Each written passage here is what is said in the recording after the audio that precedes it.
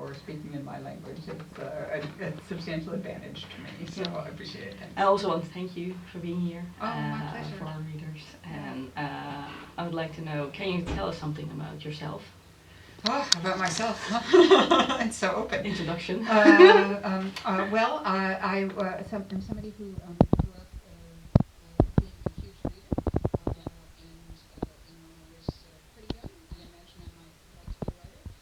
And then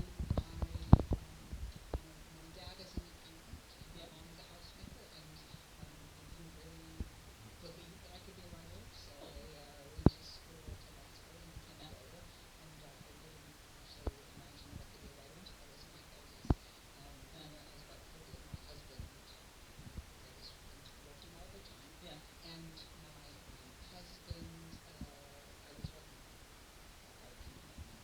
States. And I had a newborn child, and my husband had left the practice of law and he came home and lived in Delaware at the end of the day.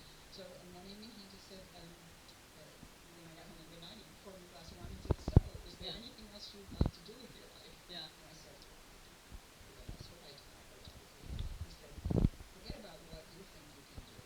If you could be anything in the world, like, what would you be?" And I said, "Well, maybe anything in the world. I would be a novelist, but that's going to happen." And he didn't mind. He said, pretty much without missing a beat, "Well, how are you going to know if you can do it or not if you don't ever try?" So he got you motivated. Yeah, he gave me, one of the things he gave me was permission to try it, and permission to fail, and kind of the perspective that if you don't try it out, then you by definition fail. And so I didn't exactly go in and quit my job the next day, but I did eventually, and I started writing, and it took me a long time to get my first novel published. How long? 10 years. 10 years. It took me 5 years to get my second novel published in the U.S. And then that one ended up being on the New York Times bestseller list and did very well. And and so then I've published about a book every couple of years since then. And what was your first book? My first book was called The Language of Light. It was published in the U.S. and Germany, and made a very modest splash in both places. Not very much. But then my second novel was a novel called The Wednesday Sisters that did really well in the United States. So it's about all my books are about women who do the kinds of things that we don't imagine that we can even do ourselves sometimes, or that certainly aren't expected of us. And so that book was about a number of women in the late 1960s in the United States, just before the second wave of the women's movement. Feminism. Exactly. So there are women who never in a million years would call themselves feminists. But then the women's movement happened, and it impacts their lives. They're married and have children, and Seems like a great book to me. Oh, thank you. Fits me very well. I'm also a feminist. Well, so am I. So there we go. So I'm very curious. Yeah.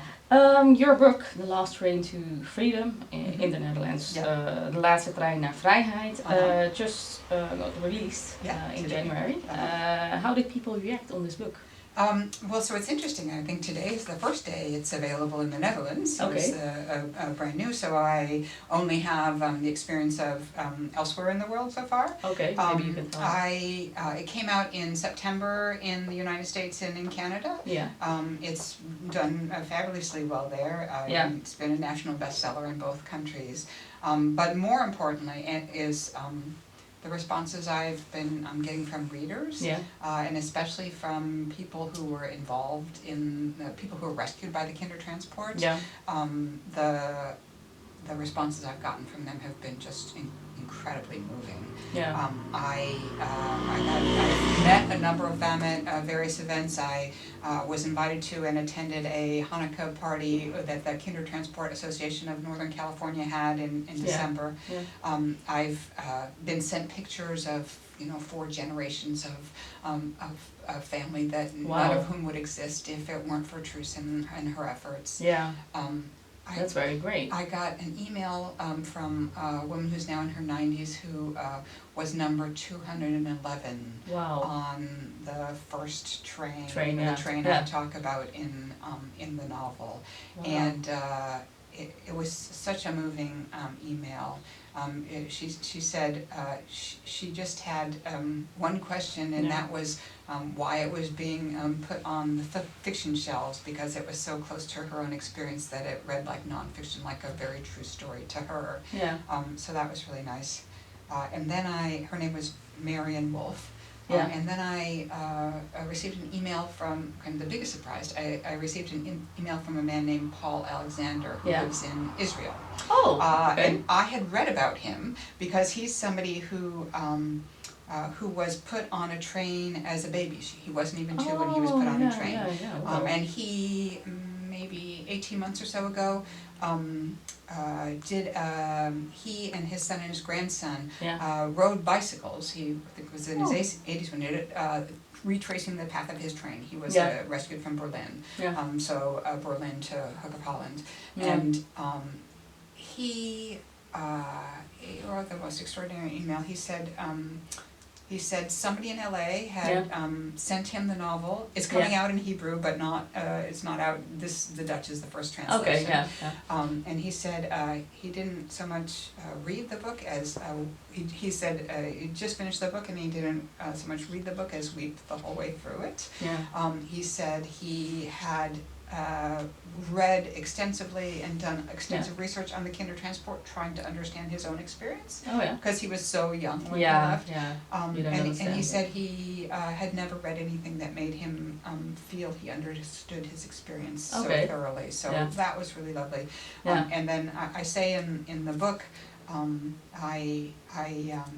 I mean it to honor Truce and the families that are involved, and I hope we do them justice. And he ended his email by saying that he wanted me to know that I had done his story justice. And he was very glad I was there. So I think he will be coming to the United States next year, and wherever he comes to the United States, because he's going to do some speaking, I'm going to go where he is so we can meet in person. That will be very great. I think that will be a very great day.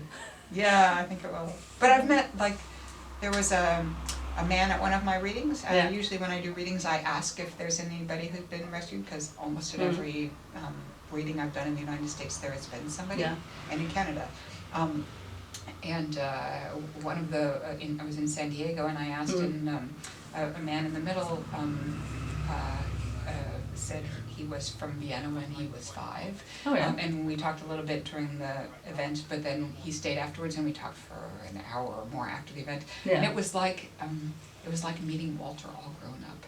It was exactly as I would imagine the character of Walter in the book would have grown up. He was such a kind, gentle man, and it was an extraordinary experience. So so it's been amazing. I mean, it's always nice to have a book out. This one, for many reasons, I was so afraid I would get it wrong, and it's very gratifying to have responses from the real people involved, that at least I got some of it right. So so it's been a real honor. So, I would be honored too. And how did the writing process go? Well, it's interesting because this is actually a novel that I never imagined I would write. I first learned about the Kindertransport from my 15-year-old son. I'll tell you, first of all, that he's now 27, so it was quite some time ago. He's is a very joyful person, and was a very joyful boy. He used to ride his bike home through the middle of the street singing, and he's a very good singer, so all the neighbors would know when he's coming home. But one night, one evening he came home, and he was not saying a word. And so I thought, well, has some girl broken his heart already? He's only 15. I would think that as well. But so I finally said, "Hey, Nick, is everything okay?" And he said, "Yeah, I'm just processing something." And I poked around, and it turned out that he just started at our local children's theater something they were calling the Kindertransport Project. One of their directors had this idea that they would research the Kindertransport effort, interview some people, and write a play about it. It didn't happen for a lot of reasons, most especially because the director, after they'd finished the interviews, was diagnosed with stomach cancer and passed away very shortly thereafter. But Nick, so he told me that he'd just come from interviewing somebody who left her family when she was 9 on a feeder transport. Mm-hmm. And I, as a mother, thought I just couldn't even bear that my son was hearing about this without me there to hold his hand and help him through it. And so then I started imagining what it would be like actually to be a mother handing her child over to be taken on a train to go to a strange country where my child didn't even know the language or the customs or have anybody to welcome. But I didn't imagine it was a story I would write because I'm not Jewish.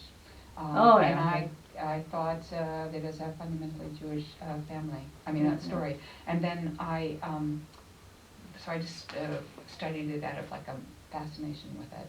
And in that process of learning about it, 8 years into learning about it, I finally stumbled upon the name through Spice Knowledge.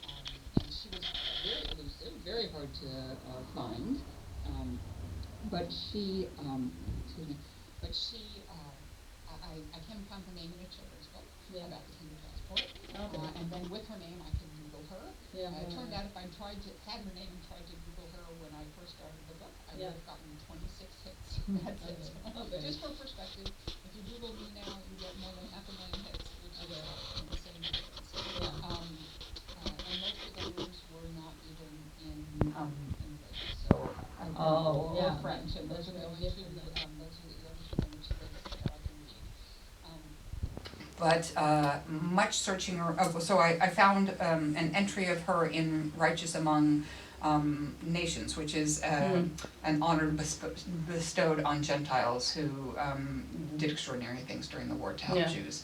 And that entry described her as they said her advantage was that she was a non-Jew with access to the Nazi power structure. Okay. And I thought, oh, well, yeah, I'm not Jewish, but neither was Truce. And I thought, this isn't just a Jewish story, it's obviously a universal story, and maybe it's a story everybody should know.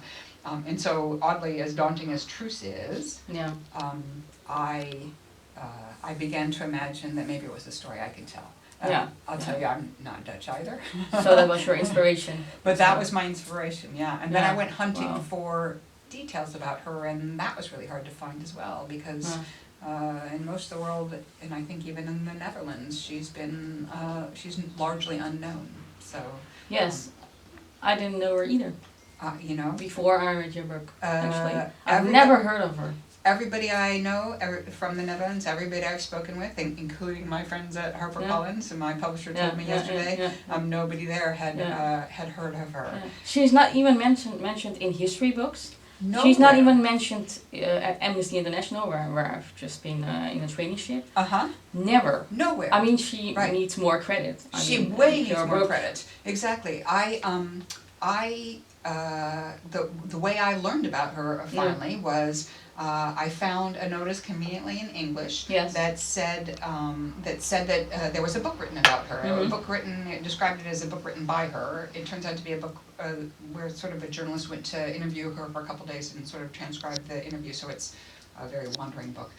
But so I thought, this is in English, I'll be able to find the book. Well, it turns out the book was only published in Dutch. It was 50 years out of print. There were 6 copies in the United States. The closest one to me was 2,000 miles away in a library. You couldn't find it to buy anywhere in the world. And so but I had a son who was he's at a university in the Boston area, and and they had one of the copies in the United States. So I called him and asked him if he could just check this book out of his library and photocopy it for me and send it to me. And he said, very lucky. There was this long pause in the phone, and then he said, I was thinking, he's in a PhD program, he's obviously pretty busy, maybe he doesn't want to stand at a photocopy machine photocopying hundreds of pages. But then he said, Mom, you're a lawyer. Copyright laws, in the United States you can only copy a few pages of something, Yes, unless here it's as well. older than this book was, right? And so so he asked the library how many pages he could have. He photocopied the table of contents. Oh yeah. And sent me that. I Google translated that because I don't speak Dutch. Yes. And he got me, and I tried to guess. It was hard to tell from the table of contents which would Yeah. be the right pages. But he got me those pages, Yes. and they turned out to have this just extraordinary story Yes. about Truce's encounter with Adolf Eichmann, which Okay. is a pivotal scene in the novel. Yeah. And for me, there's an American writer, Toni Morrison, who says, I'm going to misquote her, I'm not going to say it as elegantly, but she says, if there's a book that you want to read that doesn't exist, then you must write it. And Yes. so reading that encounter with Eichmann made this a story I so wanted to read, and it hadn't been written in a way that I could read, or that most of the world could read, or most of the world could find, and so I thought, well, maybe I'll write it. And so I went through a convoluted process of getting a copy of the whole book and translating it all through Google Translate and with the help of a Dutch friend, and that's where the guts of Truce comes from, her book. Okay. So, yeah. And what was the most difficult part of writing this book? The most difficult part was, I think, probably imagining that I could be somebody who could write it, Yeah. And the fear that I would get it wrong. The whole time I was writing it, the fear that I would get it wrong and that what I would write wouldn't honor the families who were involved, or wouldn't honor Truce. Yeah, so yeah. that was the hardest part. Did you speak to the family or Truce, someone? So Truce has no children. I had no way of finding any of her heirs. Okay. It turns out, so many things you stumble upon, right? Yeah. One of the things I had a really hard time tracking down was the exact timing of the first train out of Vienna. Yeah. I contacted the U.S. Holocaust Museum and asked a historian there, and she said they didn't know. Yeah. Okay. But she referred me to somebody who was the head of the Kinder Transport Association in the United States, and so I contacted her, and she said, "We don't know." Oh, okay. So, that's and there were. It's interesting because Truce's book says it happens on a Saturday, but there are New York Times and the Times of London. Very short reports, obviously from the same stringer, who say that the train left on Monday. Okay. And Monday is the day that Truce has herself meeting Eichmann. Okay. And so I thought, well, which do I go with? And then I eventually found a source which is a boy's calendar from that train that was in a Kinder Transport exhibit that I saw very late in the process that confirmed that it was the Saturday that they left and not Monday. Okay. So that was really interesting.